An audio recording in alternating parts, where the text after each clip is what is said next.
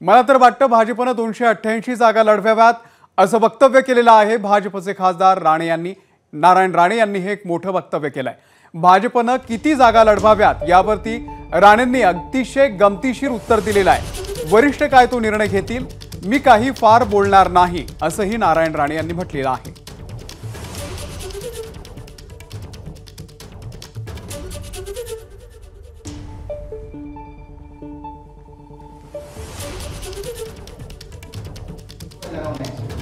मला तर वाटतं बीजेपीने 288 लढवावे। माझं उत्तर मी दिलं की नाही? मला तर वाटतं बीजेपीने 288 लढवावे।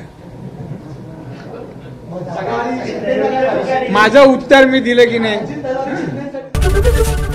एबीपी माझा, उघडा डोळे बघा नीट।